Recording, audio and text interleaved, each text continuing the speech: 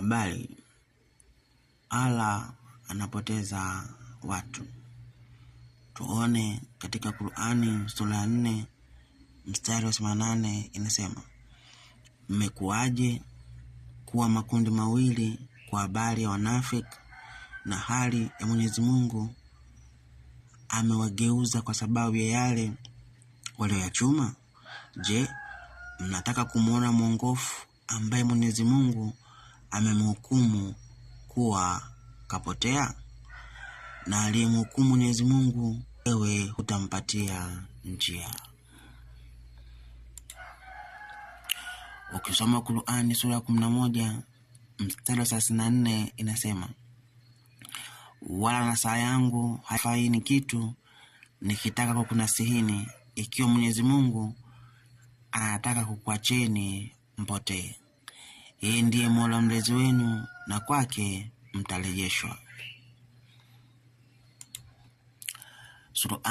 Qur'ani sura ya 14 mstari wa 4 inasema, na tukumtuma mtume ila kwa ulimi wa kaumu yake, ili apate kuwabainishia, basi Mwenyezi Mungu humwacha akapotea amtakaye, na akamuongoa amtakaye, naye ni mtukufu, mwenye nguvu, mwenye hikma. Ndugu zangu, hiyo ndio Qur'ani. Allah anafundisha kuwa yeye ndiye anayehukumu watu kupotea. Hata mtume akifanya kitu gani, kama Allah anataka mpotee, hawezi kubadilisha chochote.